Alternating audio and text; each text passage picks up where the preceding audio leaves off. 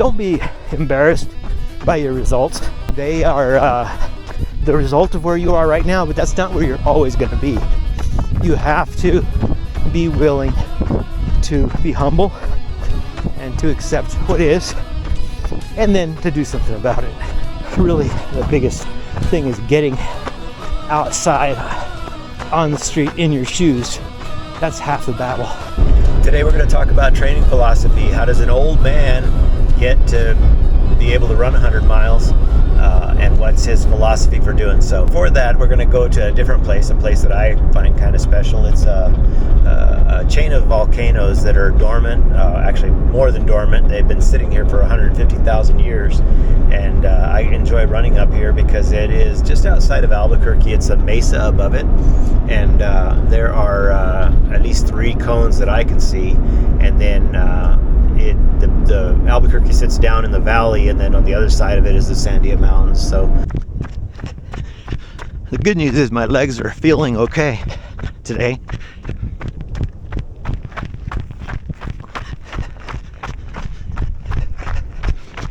We have a nice steady climb up to the top of this saddle between these 2 volcanoes, and at that point we'll see the city and the Sandias on the other side. So I'm gonna just grind through here and we'll go from there. And one of the things that I've learned is that I don't like to be told what to do, and I don't like anyone telling me what to do, including a spreadsheet or a piece of paper or a program.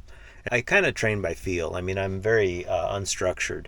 I know where I need to get to, and so what I will do is I will train to that point, to where I need to get to, but I will use my freedom and my choice to determine how I want to get there. So for today, I have no idea how many miles I'm going to run. I'm going to kind of go by feel. I'm going to see how I feel, and if I'm feeling good, I'll run farther, and if I'm not, I won't. I've found that when I run, going from sitting in a car to running and finding that rhythm is kind of tough. And so I'll spend a lot of time, I think probably the first couple of miles before I really hit my rhythm. And so initially, kind of sucks. It's not fun. Don't think that you have to run all the time. You don't. Walking is just as good as running. And so if you walk, run, mix it up, you could count steps like 100 steps running, 50 steps walking, come up with some ratio like that forces you to kind of push yourself a little bit, but at the same time rewards you with lower intensity. You know, every muscle will be screaming just to walk. But you have to set small goals for yourself. Like, I want to get to that thing up there. So I'll just put my head down and won't look at it. And just keep going. And then when I think it's been long enough, I'll look up and see how much closer it is. And then that will give me hope. And then I'll grind a little more. And then I'll get there, and I know that once you get there, it goes downhill a little ways for a while. So, and then the next climb starts. It's important to be very aware of your body when you're running, to be paying attention to all the little niggling pains, and just kind of know whether there's something that's gonna injure you or not. There's probably like 3 different types of pains that you feel when you're running. One is the pain of pace. You're going too fast. You're overextending your limits and you're causing yourself pain. That's one. And the answer is just slow down. The other is the pain of form or gear, where you might be wearing the wrong shoes, or you might not be have good form. And so the answer to that is change the gear and change the form. Then the last one is the pain of injury. That's when you know something's not right.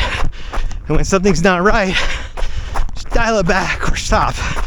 It's better to live to fight another day than to spend several weeks on the couch. I don't know. It says my pulse is 159. That's a bit high, but that doesn't feel that bad. When I look at the max heart rate, I'm not really sure what the purpose of max heart rate is, but they say it's 220 minus your age is kind of a rough thing for max heart rate. And well, I'm 61, and if I subtract that from 220, it puts me right at 159. So what does that mean? Does that mean I'm gonna die? I don't think so. I think that those are just guidelines, and we have to know that we are all an experiment of one, and we all have our strengths and weaknesses. This downhill's a lot easier. I can talk a lot better.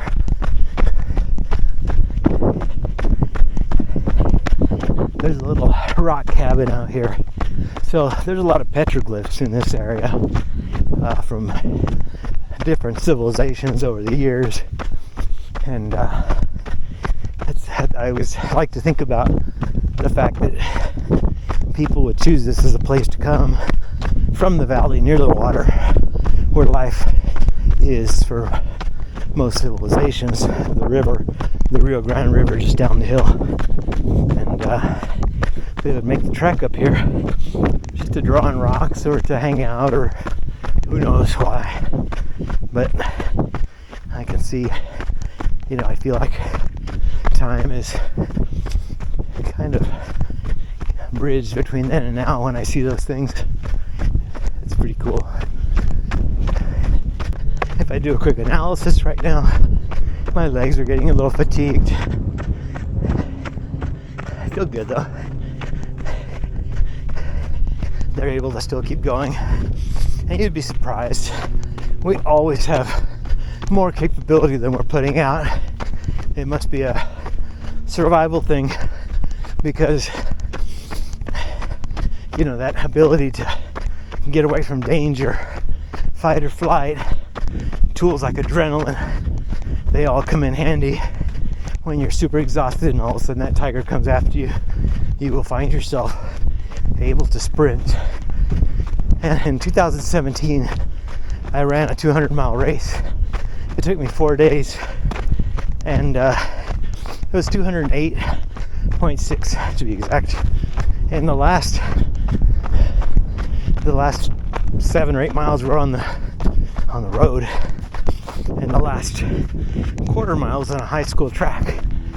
And I just blew my mind. But when I heard the cheering and everything, I began to sprint.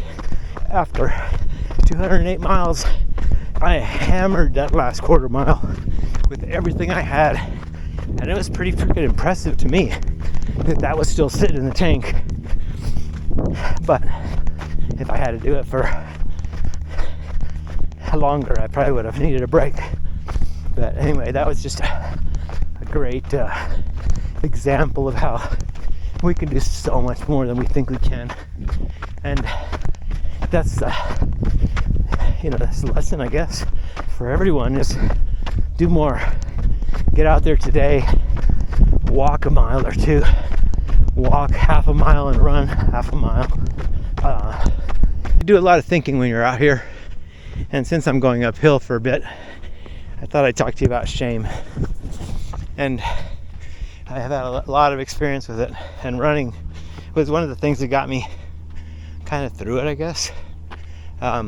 One of my first races, it was probably 2011 maybe, or 2000, yeah, it was probably 2011.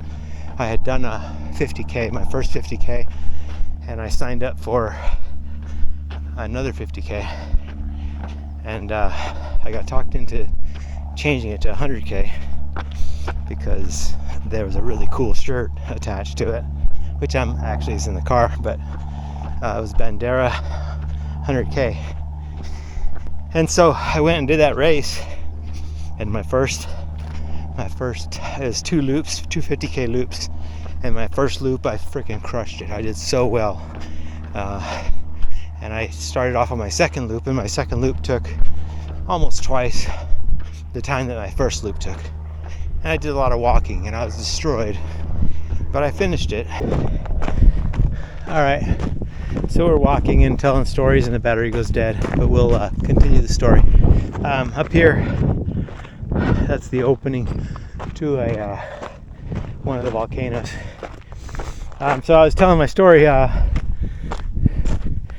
Bandera 100K, finished the first loop, amazing. Second loop takes me twice as long. I finish at 2 o'clock in the morning.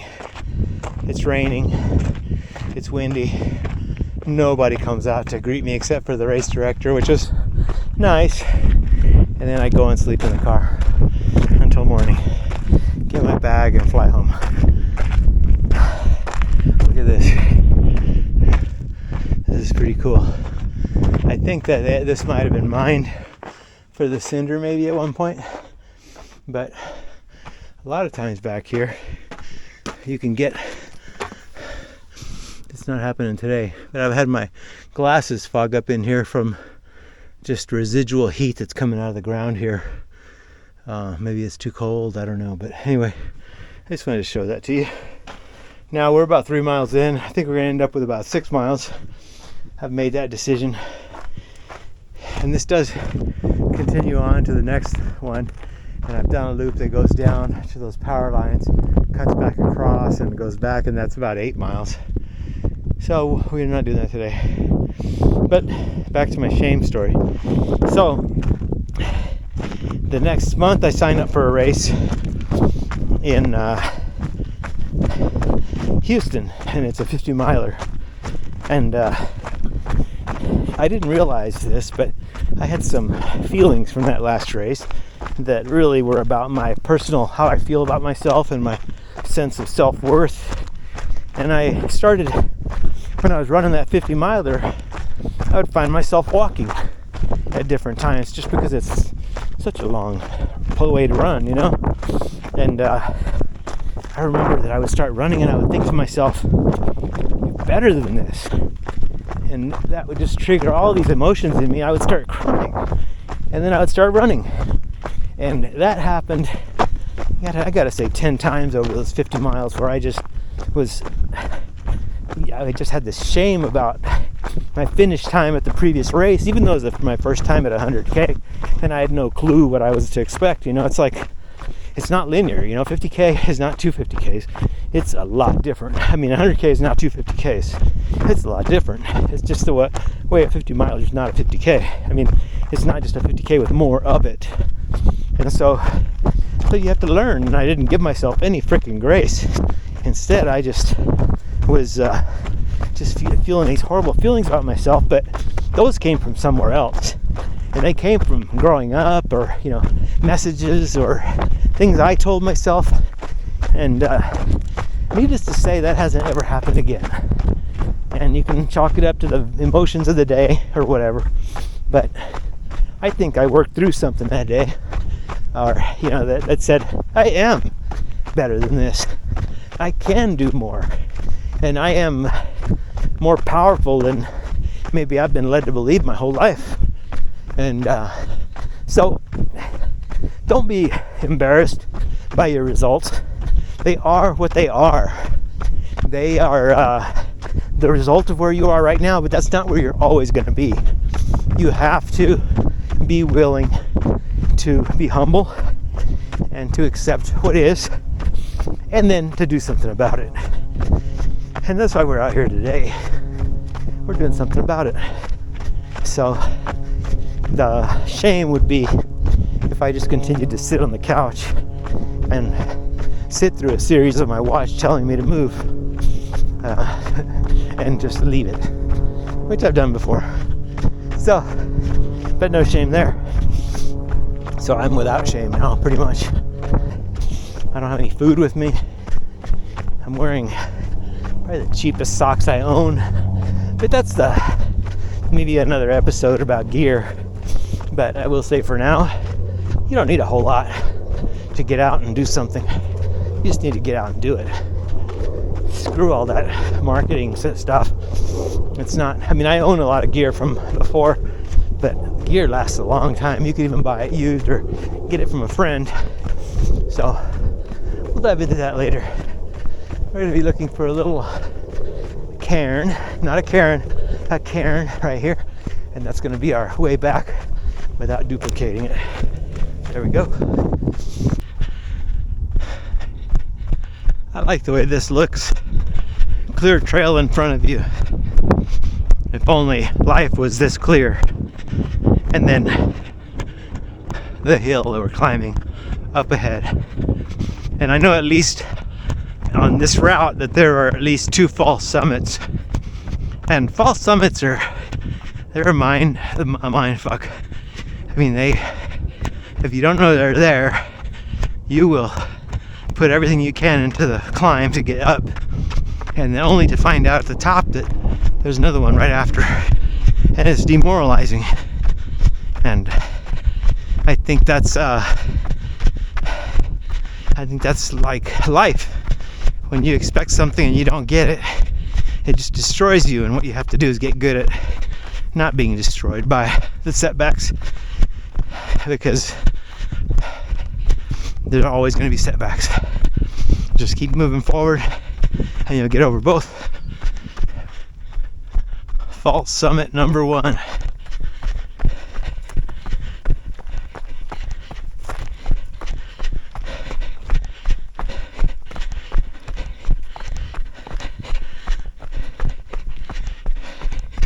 One thing that you learn when you're out here by yourself is you learn about how you talk to yourself. How you talk to yourself and how you treat yourself are really important, because that same voice, that same attitude is talking to you in all the different things you're doing in life. And I've discovered that you got to be able just to shut that voice up. Oh man, this sucks. Oh.